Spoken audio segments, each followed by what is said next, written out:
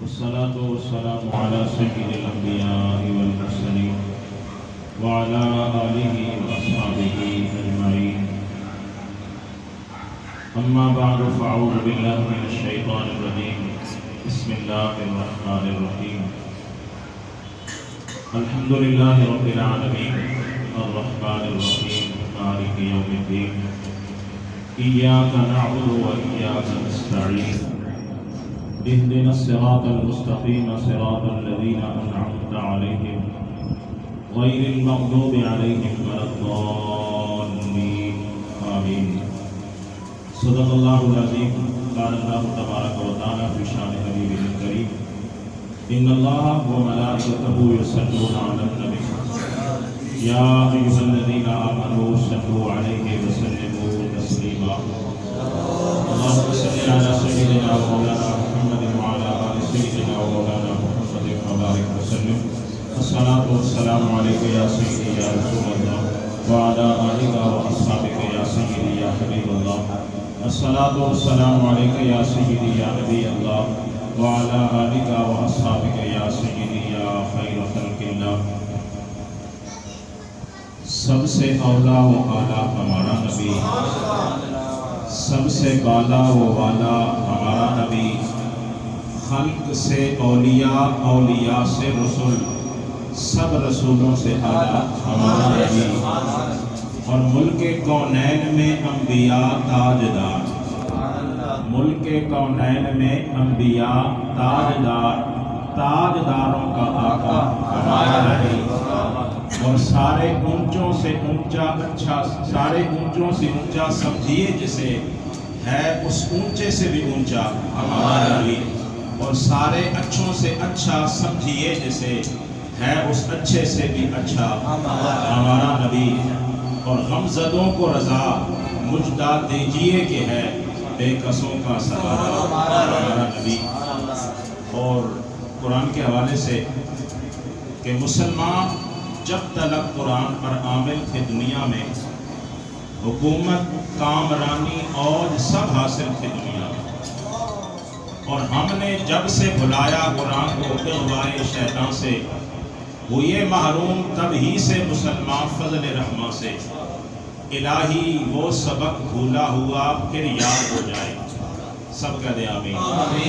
الہی وہ سبق بھولا ہوا پھر یاد ہو جائے، اور یہ امت پھر اسی انداز سے آباد ہو۔ اللہ جل شانہ کی پاک بارگاہ میں اس کی حمد و ثنا بجا لانے کے بعد نبی کریم رؤوف الرحیم علیہ الصلوۃ والتسلیم کی بارگاہ اقدس میں ہدیہ درود و سلام کے بعد آج کی اس خوبصورت بابرکت محفل پاک میں شریک ہونے والے جملہ معزز محترم حاضرین و سامعین، اور بالخصوص میزبان مکرم عزیز محترم حضرت مولانا لقمان صاحب، میں سب سے پہلے لقمان صاحب کو اور آپ کی پوری کابینہ کو مبارکباد پیش کرتا ہوں کہ جنہوں نے ایک بہت ہی خوبصورت اور سب سے افضل اور اعلیٰ کام کے لیے قدم اٹھایا ہے۔ دعا کریں کہ اللہ تعالیٰ ان کو اس نیک مشن میں کامیابی سے مالا مال فرمائے، اور اللہ تبارک و تعالیٰ مزید اخلاص کے ساتھ، محنت کے ساتھ کامیابیوں سے مالا مال فرمائے۔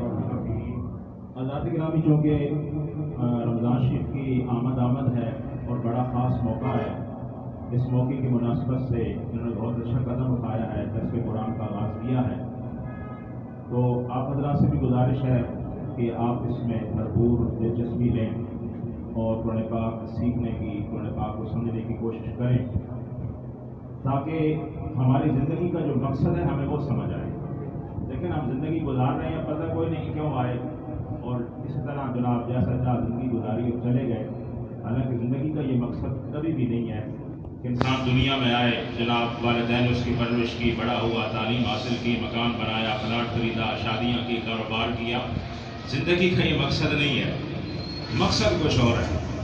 وہ مقصد کیا ہے؟ وما خلقت الجن والانس الا لیعبدون، کہ رب فرماتا ہے کہ میں نے انسانوں کو، جنوں کو صرف اپنی عبادت کے لیے پیدا کیا۔ سبحان اللہ۔ صرف اپنی بات کے لیے پیدا کیا ہے. اور صوفیاء اس آیت کی تشریح میں فرماتے ہیں اِلَّا لِيَعْرِفُوا کہ میں نے انسان اور جنوں کو صرف اپنی معرفت کے لیے پیدا کیا. تو ظاہر معرفت بغیر علم تو نہیں ہو سکتی نا. تو جب تک ہمیں علم نہیں ہوگا تو ہمیں خدا کی پہچان اس طرح نہیں ہو سکے گی. تو اس لیے معرفت کے لیے رب تعالیٰ کی بات کے لیے علم کا ہونا کیا ہے ضروری ہے. اور آج ہم دنیا کے کاموں میں اتنے پھنس چکے ہیں کہ آج ہمارے پاس وقت نہیں ہے. یہ بڑا المیہ ہے ہمارے لیے. تو میں گزارش کروں گا کہ آپ دیکھیں نا 24 گھنٹوں میں اگر آدھا گھنٹہ آپ سے یہ مانگتے ہیں تو ہمارا فرض ہے کہ آپ آدھا گھنٹہ ان کو دیں. اور انشاءاللہ اس میں بہت بہتری ہوگی. اب اسی مناسبت سے چند باتیں میں آپ کو گزارش کرتا ہوں. دعا کریں کہ اللہ تعالیٰ میری زبان پر کلمۃ الحق جاری فرمائے اور اس کے بعد اللہ ہمیں سن کر سمجھ کر عمل کرنے کی توفیق نصیب فرمائے. یاد رکھنا جو میں نے اعلیٰ حضرت علیہ رحمہ کے اشعار آپ کے سامنے پڑھے ہیں نا، ایک آپ کو عقیدہ سمجھانے کی کوشش کی ہے. یاد رکھنا اللہ تبارک و تعالیٰ نے اس کائنات کے اندر اپنی تمام تر مخلوقات کے اندر سب سے افضل سب سے اعلیٰ ہمارے نبی کو بنایا. سب سے افضل سب سے اعلیٰ ہمارے نبی پاک علیہ السلام کو بنایا ہے. اعلیٰ نے اسی بات کو سمجھایا کہ سب سے اعلیٰ و اعلیٰ. اب وقت نہیں ہے کہ زیادہ اس میں بات کی جائے. اور نبی کریم صلی اللہ علیہ وسلم کی یہ شان ہے، آپ کی یہ خصوصیت ہے کہ نبی کریم علیہ السلام تو افضل ہیں ہی ہیں، آپ تو اعلیٰ ہیں ہی ہیں. اور اس کائنات میں جس شے کی نسبت آپ کے ساتھ ہو گئی وہ شے بھی دوسری شے سے افضل و اعلیٰ ہو گئی. اب یہی جو کہ درس قرآن شروع ہو رہا ہے، اب نبی کریم صلی اللہ علیہ وسلم کی ذات پاک سب سے افضل ہے.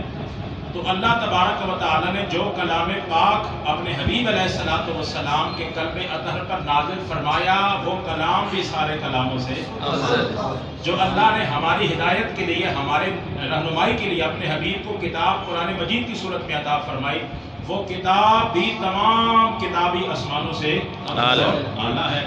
اور اسی طرح نبی کریم صلی اللہ علیہ وسلم جو شریعت پاک لے کر آئے، جو نظام لے کر آئے، وہ نظام دنیا کے تمام نظاموں سے اعلیٰ، وہ شریعت تمام شریعتوں سے اعلیٰ. اسی طرح نبی کریم علیہ السلام کا خاندان عالی تمام دنیا کے خاندانوں سے برتر ہے. آپ کے خاندان جیسا کہ خاندان نہیں ہو سکتا. تو بالکل اسی طرح نبی پاک علیہ السلام جس شہر مقدس میں تشریف لائے اور اب جس شہر مقدس میں آپ تشریف فرما ہیں، وہ شہر مکہ ہو یا شہر مدینہ ہو، وہ دنیا کے تمام شہروں سے افضل ہے. اور مکہ مدینہ جیسا کوئی دنیا کا شہر نہیں ہو سکتا. تو بالکل اسی طرح جس کیا ہے کہ دنیا کی تمام کتابوں سے کتاب قرآن مجید کیا ہے؟ افضل ہے، کیونکہ رب تعالیٰ کا کلام ہے اور اس کی نسبت حضور علیہ السلام کی ذات اقدس کے ساتھ ہو گئی. اب یاد رکھنا قرآن پاک کی 114 صورتیں ہیں. بعض صورتوں سے مراتب کے لحاظ سے، اجر و ثواب کے لحاظ سے، اہمیت کے لحاظ سے کہ افضل ہیں. اس طرح بعض آیتوں سے کیا ہیں؟ افضل اور اعلیٰ ہے. یہ بات آپ سمجھ گئے؟ اب نبی کریم علیہ السلام کی فرامین کی ہم روشنی میں دیکھتے ہیں. جس طرح کہ نبی کریم علیہ السلام نے فرمایا کہ یاسین قلب القرآن، فرمایا سورہ یاسین یہ قرآن پاک کا دل ہے. اب دیکھیں نا انسانی پورے جسم میں عام چیز کیا ہوتی ہے؟ انسان کا دل ہوتا ہے. اب حضور فرمایا کہ انسان کے جسم میں گوشت کا ایسا لٹھڑا ہے، اگر وہ سنور جائے تو پھر سارا جسم سنور جاتا ہے، اگر وہ بگڑ جائے تو پھر سارا جسم بھی کیا ہو جاتا ہے؟ بگڑ جاتا ہے. تو وہ کیا ہے؟ دل ہے. تو اب دل اہمیت کا حامل ہوتا ہے، مرکز دل ہوتا ہے. تو اب پورے قرآن پاک کا جو دل ہے وہ کیا ہے؟ سورہ یاسین ہے. اور یہ بھی حدیث پاک میں آتا ہے کہ جو شخص ایک مرتبہ سورہ یاسین کی تلاوت کر لیتا ہے، سورہ یاسین، اس سے 10 بار قرآن پاک کی تلاوت کا رب تعالیٰ ثواب عطا کر دیتا ہے. کتنا؟ 10 بار قرآن پاک کا ثواب اللہ تعالیٰ عطا فرما دیتا ہے. اب تھوڑی سی کوشش کریں. یہ بھی امام دراوی سیوطی علیہ رحمہ نے ذکر کیا ہے کہ جو آدمی صبح کے ٹائم سورہ یاسین کی تلاوت کرتا ہے اور قبرستان میں جتنے لوگ ہوتے ہیں اگر ان کی روح کو اصال ثواب کر دیتا ہے، شام تک ان کے عذاب میں تخفیف ہو جاتی ہے. اور جو شام کو سورہ یاسین کی تلاوت کرتا ہے، قبرستان اتنے لوگ موجود ہوتے ہیں، اگر ان کی روح کو اصال ثواب کر دیتا ہے، صبح تک ان کا عذاب ٹل جاتا ہے، عذاب میں تخفیف ہو جاتی ہے. اور جتنے لوگ وہاں پہ موجود ہوتے ہیں ان کی تعداد کے مطابق پڑھنے والے کو رب اجر و ثواب عطا فرماتا ہے. اب تھوڑی سی توجہ کر لیں یار. اب ایک قبرستان میں اگر 1000 میتیں موجود ہوں, کتنی 1000 میتیں موجود ہوں, ہم 5 منٹ نکالیں صبح کے ٹائم سورہ یاسین کی تلاوت کریں اور 5 منٹ نکالیں شام کے ٹائم سورہ یاسین نکالیں. اب 24 گھنٹوں میں 10 منٹ ہم نے نکالے سورہ یاسین کو تلاوت کیا اور ہمیں کتنا ثواب ملا؟ 2000 بار پڑھنے کا. اور 24 گھنٹے ان کے آرام سے گزر جائیں گے. کن کے؟ قبرستان والوں کے آرام سے گزر جائیں گے. یہ میں نے صرف سورہ یاسین کی آپ کے سامنے ایک بات کی ہے. تو کتنی صورتیں ہیں؟ 114. بلکہ یہاں پر بھی توجہ فرمائیں, ابھی آسمان اور زمین نہیں بنائے گئے تھے. آسمان اور زمین کی تخلیق سے ہزارہ سال پہلے اللہ تبارک و تعالیٰ نے سورہ یاسین کو پڑھا اور سورہ طٰہٰ کو, جس طرح اس کی شان ہے. فرشتوں کے سامنے سورہ یاسین کو تلاوت کیا گیا, سورہ طٰہٰ کو تلاوت کیا گیا. فرشتے کہنے لگے وہ قوم کتنی مبارکباد کی مستحق ہوگی جنہیں اللہ یہ 2 صورتیں عطا فرمائے گا. وہ سینے کتنے خوش قسمت ہوں گے کہ جن سینوں میں یہ 2 صورتیں محفوظ ہو جائیں گی. وہ زبانیں کتنی مبارک زبانیں ہوں گی جن کی زبانوں پر یہ 2 صورتوں کی تلاوت ہو جائے گی. یار حضور کی نسبت پہ ناز کریں, اپنے مقدر پہ ناز کریں کہ اللہ تبارک و تعالیٰ نے حضور کی نسبت کی وجہ سے مجھے اور آپ کو صرف سورہ یاسین نہیں عطا کی, صرف سورہ طٰہٰ نہیں عطا کی, بلکہ 114 صورتوں پر مشتمل جامع کامل اور اکمل کتاب قرآن مجید عطا فرمایا. تو اس لیے قرآن پاک کی جو سب سے افضل صورت ہے وہ کیا سورہ یاسین ہے نا. قرآن پاک کا جو دل ہے وہ سورہ یاسین ہے, اور تمام صورتوں سے جو افضل صورت ہے وہ سورہ فاتحہ ہے. کیا افضل صورت کیا ہے؟ سورہ فاتحہ شریف ہے. اور تمام آیتوں کی جو سردار آیت ہے وہ آیت الکرسی ہے. کیا ہے؟ کرسی ہے. اور جو سورہ اخلاص ہے اللہ وقال حضور فرماتے ہیں وہ قرآن کے 1/3 حصے کے برابر ہے. یعنی آپ اگر سورہ اخلاص 1 مرتبہ تلاوت کر لیتے ہیں, کتنا آدھا منٹ بھی شاید نہیں لگے گا. سورہ اخلاص کی تلاوت کرتے ہیں تو 10 پارے پڑھنے کا ثواب مل جائے گا. اور جب آپ 3 بار پڑھیں گے پورے قرآن پاک ختم کرنے کا ثواب نصیب ہو جائے گا. تو یہ حضور کی وجہ سے اس امت پر کتنی رحمت, کتنی مہربانیاں ہیں. اور پھر مزے کی بات ہے کہ اللہ نے یہ قرآن ہمیں رمضان شریف کے مہینے میں عطا کیا ہے. تو اللہ تعالیٰ ہمیں اس ماہ مبارک کی قدر کرنے کی توفیق نصیب فرمائے. اب میں مختصر سا سورہ فاتحہ کا ترجمہ آپ کے سامنے رکھتا ہوں اور پھر محفل کو اختتام کرتے ہیں. اب دیکھیے, بسم اللہ الرحمن الرحیم. اب یہ ہر سورت کے شروع میں لکھا ہوتا ہے, لیکن یہ کسی سورت کا بسم اللہ کا حصہ نہیں ہوتا. بسم اللہ, ہاں سورہ نمل کے اندر بسم اللہ الرحمن الرحیم وہ سورت کا حصہ ہے. اب اللہ کے نام سے شروع جو بڑا مہربان نہایت رحم کرنے والا. اب اس کو بولتے ہیں تسمیہ. کیا بولتے ہیں؟ بسم اللہ الرحمن الرحیم کو کیا بولتے ہیں؟ تسمیہ. اور ہر اچھے کام سے پہلے بسم اللہ شریف پڑھنا, ہر کام کو اچھے اور جائز کام کو بسم اللہ پڑھ کے شروع کرنا یہ کیا ہے؟ سنت ہے. اور حضور نبی کریم علیہ الصلوۃ والسلام نے ارشاد فرمایا کہ جو کام بسم اللہ شروع کیے بغیر شروع کیا جاتا ہے نا, بسم اللہ پڑھے بغیر شروع کیا جاتا ہے, وہ بے برکت ہوتا ہے, اس کا انجام اچھا نہیں ہوتا. اس لیے ہر اچھے کام سے پہلے بسم اللہ پڑھنا کیا ہے؟ سنت ہے. جب آپ بسم اللہ شریف پڑھیں گے اس پہ توجہ فرمائیں. اس میں اللہ تعالیٰ کے 3 نام ہیں. اللہ کیا ہے؟ لفظ اللہ, رحمان اور رحیم. اب لفظ اللہ اللہ کا ذاتی نام ہے. کیا ہے؟ ذاتی نام ہے. اور رحمان اور رحیم اللہ تعالیٰ کے صفاتی نام ہے. اللہ کے نام سے شروع. کیا بات؟ اللہ کے نام سے شروع. کون اللہ؟ رحمان رحیم, جو رحمان بھی ہے اور کیا ہے؟ رحیم بھی ہے. اب رحمان کا معنی نہایت رحم فرمانے والا, رحیم کا معنی بھی ہے مہربان. اب رحمان اللہ تعالیٰ کی وہ صفت ہے کہ جس کا اظہار دنیا پہ مومنوں پر بھی ہو رہا ہے, کافروں پر بھی ہو رہا ہے. اب دیکھیں نا, کافر کی زندگی ہے, اس کو رزق مل رہا ہے, نعمتیں مل رہی ہیں, یہ اللہ تعالیٰ کی رحمت ہے جس کا اظہار دنیا پہ مومنوں پر بھی ہو رہا ہے اور کافروں پر بھی ہو رہا ہے. اور رحیم اللہ تعالیٰ کی وہ صفت ہے کہ جس کا اظہار دنیا آخرت میں صرف صاحب ایمان لوگوں پر ہوگا, کافروں کو اسے احساس نہیں ملے گا. بات سمجھ آئی نا؟ اب یعنی رحیم کا جو اظہار ہوگا وہ مومنین کے لیے ہوگا, کافروں کو اسے احساس نہیں ملے گا. پھر آپ نقطے کی بات سنیے, رحیم اللہ کی بھی صفت ہے اور یہی صفت اللہ نے اپنے حبیب کو بھی عطا فرما رکھی. اللہ نے اپنے حبیب علیہ الصلوۃ والسلام کو بھی عطا فرما رکھی. بسم اللہ الرحمن الرحیم. اب اس میں بھی کافی بات ہے, ہم جو کہ یہ پڑھتے ہیں پڑھاتے ہیں, اب اس طرف نہیں جا رہا, وقت قلیل ہے. اب سنیے سورہ فاتحہ کی پہلی آیہ مبارکہ, الحمدللہ رب العالمین. توجہ کریں گا, الحمد, ساری تعریفیں, ساری خوبیاں, کس کے لیے؟ اللہ للہ ہے، اللہ تبارک و تعالیٰ کے لیے۔ ساری تعریفیں کس کے لیے ہیں؟ اللہ تبارک و تعالیٰ کے لیے۔ رب العالمین، ایسا اللہ جو تمام جہانوں کا پالنہار ہے، یعنی ساری تعریفیں خاص ہیں اس اللہ کے لیے جو اللہ تمام عالمین کا، تمام جہانوں کا پالنہار ہے۔ اب مجھے بتائیں، رب جو ہے نا، رب یہ بنا ہے تربیت سے، اور تربیت کا معنی ہوتا ہے ہر چیز کو اس کی حیثیت کے مطابق آہستہ آہستہ مرتبہ کمال تک پہنچا دے۔ اب دیکھیں نا، کل عالم کتنے ہیں؟ ہزاروں کی تعداد میں ہیں، اور ساری کائنات کا، ساری مخلوقات کا رب کون ہے؟ اللہ تبارک و تعالیٰ۔ وہ ایک ہو کے اپنی ساری مخلوق کی تربیت فرما رہا ہے، ساری مخلوق کا وہ پالنہار ہے۔ تو جب وہ سارے جہانوں کا پالنہار ہے تو پھر ساری تعریفوں کا مستحق بھی کیا؟ وہی ہے۔ یعنی ساری تعریفیں اللہ کے لیے جو سارے جہانوں کا کیا ہے؟ پالنہار ہے۔ وہ پالنہار کیوں نہ ہو؟ اس کی شان یہ نا الرحمن الرحیم، وہ نہایت رحم کرنے والا، مہربان ہے۔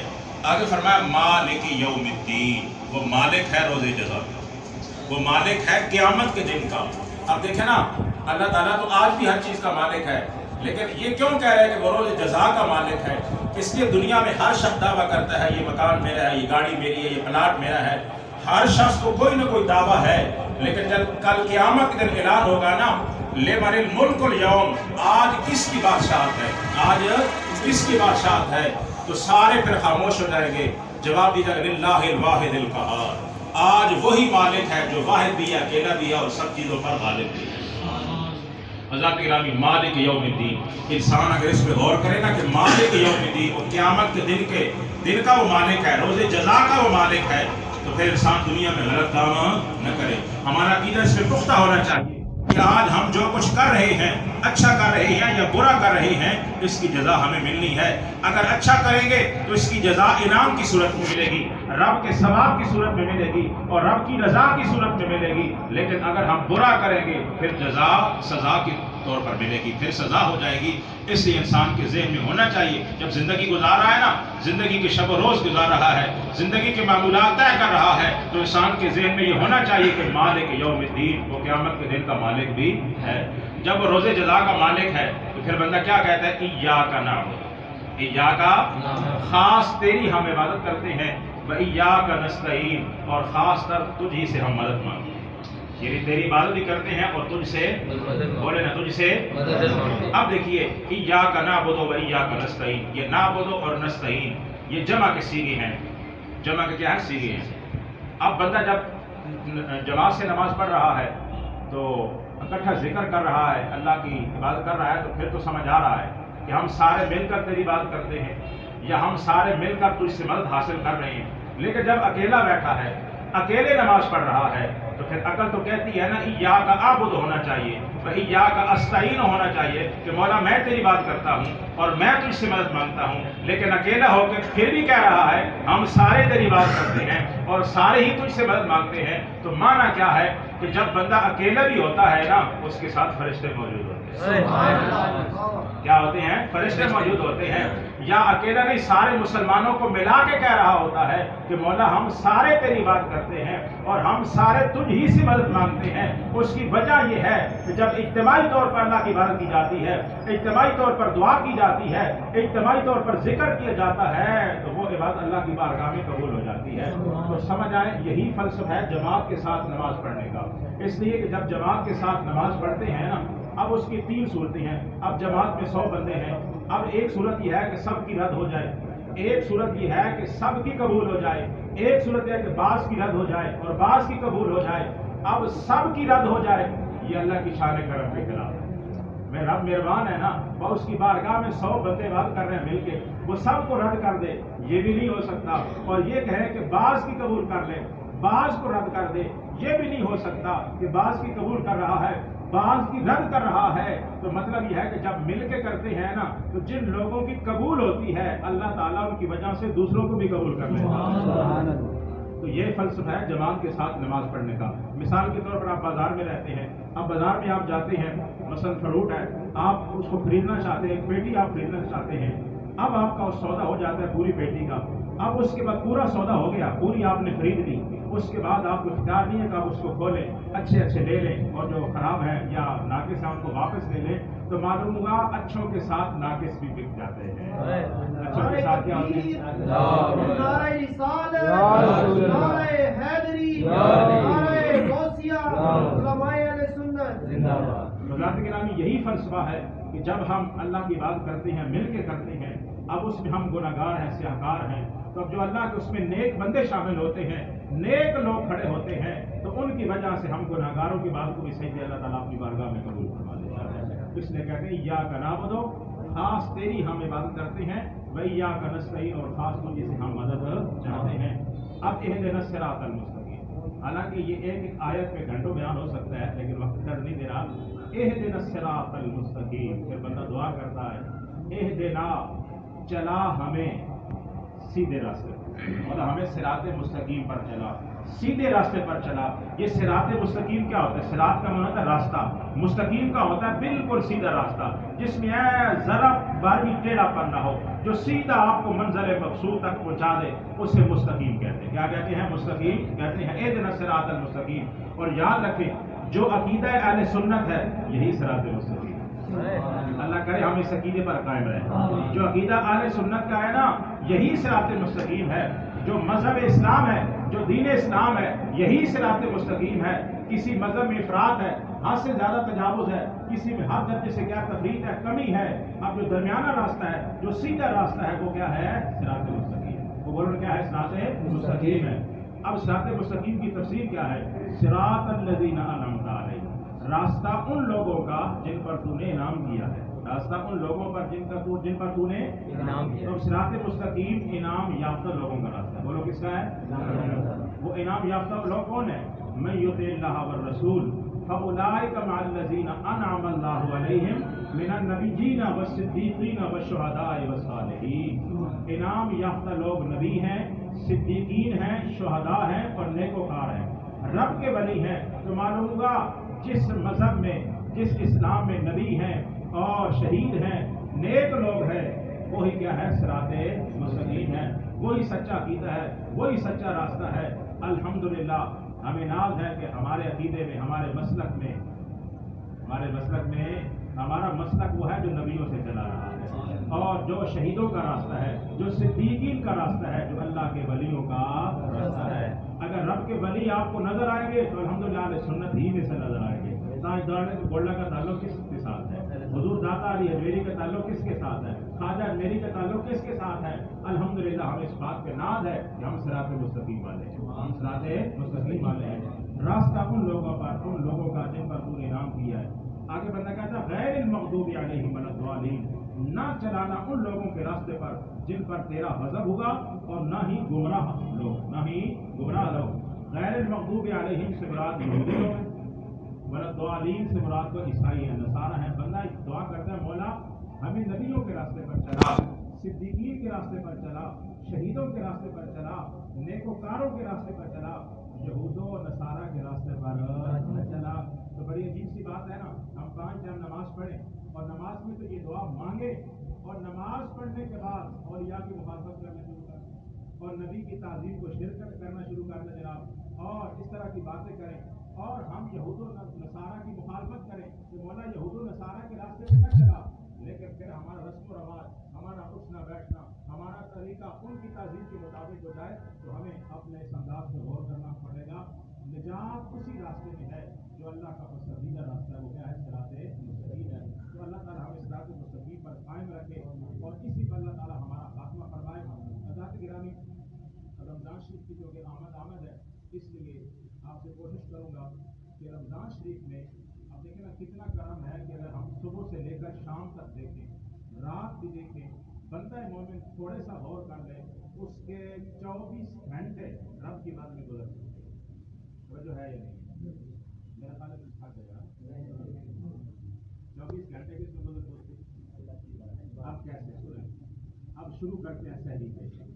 اب سحری آپ اٹھیں گے، تھوڑی سی بات ہے، کیوں اٹھیں گے بھائی؟ بولے نا کیوں اٹھیں گے؟ ہاں روزہ رکھنا ہے. کیا کرنا ہے؟ تو روزہ کس کا حکم ہے؟ اللہ کا. جب آپ اللہ کے حکم کو پورا کرنے کے لیے اٹھیں گے، اس نیت سے سحری کھائیں گے کہ میں نے جناب روزہ رکھنا ہے، اور سحری اس لیے کھا رہا ہوں کہ میرے نبی بھی سحری کھایا کرتے ہیں. عبادت ہوئی یا نہ ہوئی. صرف نہیں ہے کہ میرے جسم میں جان آ جائے گی, طاقت آ جائے گی, دن میرا آسانی سے گزر جائے گا, پانی پی لوں میرا دن آسانی سے, اس لیے نہیں. ہاں بھوک بھی ملے گی, پیاس بھی بجھے گی, لیکن نیت یہ کرنا کہ سحری اس لیے کھاتا ہوں میرے نبی نے سحری کھائی. اب عبادت بنی کہ نہ بنی؟ پھر اللہ تعالیٰ توفیق عطا فرمائے, آپ تہجد کی پابندی کریں. اٹھنا تو ویسے بھی ہے نا, وضو ویسے بھی کرنا ہے, اور تہجد شروع کریں اس نیت سے کریں کہ میں نے صرف رمضان میں نہیں پڑھنی, سارا سال ہی میں نے تہجد پڑھنی.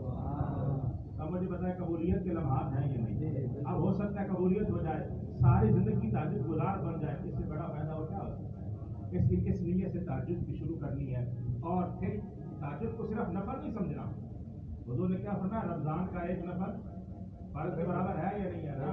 آپ ایک نفل نہیں پڑھیں گے, سمجھے کہ آپ ایک فرض ادا کر رہے ہیں, ایک فرض ادا کر رہے ہیں. اور اس کے بعد جب اذان ہو جائے گی, اذان کے بعد آپ نے اللہ کے گھر میں جانا ہے, اور جتنی دیر آپ جماعت کے انتظار میں بیٹھیں گے اتنی دیر نماز پڑھنے کا ثواب ملتا رہے گا. ہم تو کہتے ہیں گھر میں بیٹھے رہتے ہیں, جب اقامت کا ٹائم ہوتا ہے, جماعت کا ٹائم ہوتا ہے, اس وقت اٹھتے اور جلدی سے جا کے شامل ہو جاتے ہیں, تکبیر اولیٰ بھی فوت کر دیتے ہیں. نہیں, اگر آپ 10 منٹ پہلے جا کے جماعت کے انتظار میں بیٹھے ہیں, وہ جو 10 منٹ آپ بیٹھے ہیں نا, وہ آپ بیٹھے نہیں ہیں, وہ یا 10 منٹ آپ جماعت کے ساتھ نماز پڑھ رہے ہیں. یعنی جماعت کے انتظار میں بیٹھنا بھی جماعت کا کیا ہے, ثواب ہے. اور پھر جناب آپ نے نماز فجر جماعت کے ساتھ ادا کی, اور یہ بھی حدیث پاک سن لیں. حضور فرماتے ہیں من صلی صبح فی جماعت فکأنما قام اللیل کلہ, جس آدمی نے صبح کی نماز جماعت کے ساتھ پڑھ لی, یوں سمجھو اس نے ساری رات کھڑے ہو کر اپنے رب کو یاد کیا ہے. یہ ہے صبح کی نماز جماعت کے ساتھ پڑھنے کا فائدہ. جو صبح کی نماز بعد جماعت پڑھتا ہے اسے ساری رات قیام کا ثواب ملتا ہے.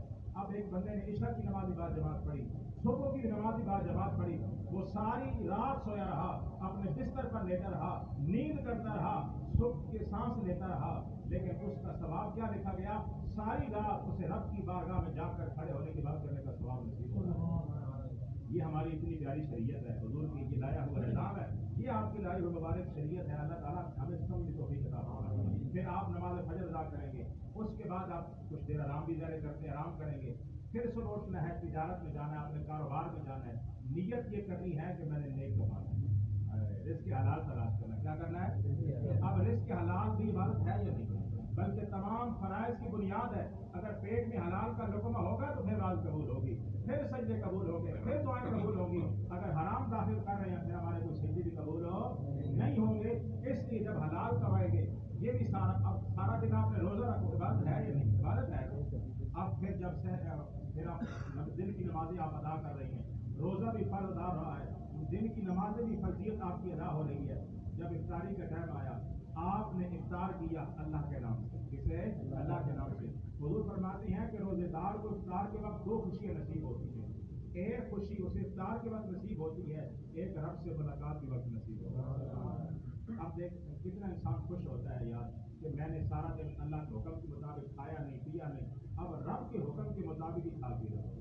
تو بندہ کتنا عظیم ہے, کھانے سے رک رہا ہے وہ رب کے حکم سے رک رہا ہے, کھا رہا ہے تو وہ بھی رب کے حکم سے کھا رہا ہے. اور پھر جب آپ نے جناب والا افطاری کر لی, کھانا کھا لیا, اس کے بعد آپ نے پھر نیت کرنی ہے کہ میں نے نماز عشاء کا نماز تراویح کی کیا کرنی ہے, ادا کرنی ہے. اب مجھے بتائیے, ایمان سے بتائیے, 24 گھنٹے عبادت ہے یا نہیں ہے نا عبادت؟ اس سے بڑا اور کرم کیا ہو سکتا ہے. تو اللہ تبارک و تعالی ہمیں اس ماہ مبارک کی برکتوں سے وافر حصہ عطا فرمائے, اور ہم نے کوشش کرنی ہے اس دفعہ اپنے آپ کو تبدیل کرنا ہے. جو ہماری غلطیاں ہیں ہم نے ان کو دور کرنا ہے, اپنے سابقہ گناہوں کی معافی مانگنی ہے. جو زندگی میں ہمارے غلط طریقے داخل ہے ان کو ہم نے دور کرنا ہے اپنے آپ سے, اور غیر مصروف جو غیر ضروری مصروفیات ہے نا اس سے اپنے آپ کو بچا کے رکھنا ہے. آج کا ہمارا نوجوان کیا کرتا ہے, وہ قرآن نہیں پڑھتا, قرآن کو کھولنے کی کوشش نہیں کرتا. ہو سکتا ہے سارا دن موبائل دیکھتا رہتا ہو سکتا ہے سارا دن موبائل دیکھتا رہتا ہو, لیکن قرآن پڑھنے کی کوشش نہیں کرتا. لیکن یہ ذہن میں رکھنا ہے کہ یہ ماہ مقدس نزول قرآن کا مہینہ ہے. اس میں رب تعالیٰ نے قرآن پاک کو نازل کیا ہے. اس مہینوں کو قرآن کے ساتھ گہری نسبت حاصل ہے, تو لہذا جتنا زیادہ ہو سکے آپ نے تلاوت بھی کرنی ہے, اور دوسرے نمبر پر تلاوت کو سننا بھی ہے. یہ تلاوت کا معمول بھی بنانا ہے, समाप्त भी करनी है और उसके बाद कोशिश करनी है कुरान को समझने की। क्या करनी है? समझने की। और समझने के बाद उसके हकाम पे अमल भी करना है। अब मुझे बताएं ना, क्योंकि वक्त मुख्तसर है, अब बात लंबी हो जा रही है कि हम नमाज तरावी को अहमियत नहीं देते, लेकिन याद रखना हुजूर अलैहिस्सलातु वस्सलाम फरमाते हैं कुरान को जो सुनता है ना, सिर्फ तिलावत को सुनता पढ़ता नहीं, सिर्फ सुनता है, अल्लाह तबारक व तआला उस शख्स से दुनिया की मुसीबतें दूर फरमा देता है। यह है कुरान सुनने की फजीलत। और जो कुरान की तिलावत करता है, अल्लाह तबारक व तआला उससे आखिरत की मुसीबतें दूर कर देता है, आखिरत उसकी मुश्किलात को आसान कर देता है। हुजूर फरमाते हैं तिलावत का सुनना सोने के खजाने से बेहतर है। एक तरफ दुनिया का खजाना है, सोना है, उससे रब ताला के कलाम को सुनना कहीं क्या है? बेहतर है। और कुरान की एक आयत की तिलावत करना, रब के अर्श के नीचे जितनी भी मौजूद चीजें हैं उन सब से रब के कलाम की तिलावत करना क्या है? बेहतर है। तो अल्लाह तबारक व तआला हम इस माह मुक़द्दस में फराइज़ की पाबंदी के साथ साथ नवाफिल की और बिलखसूस नमाज तरावी की पाबंदी करने की भी तौफीक नसीब फरमाए।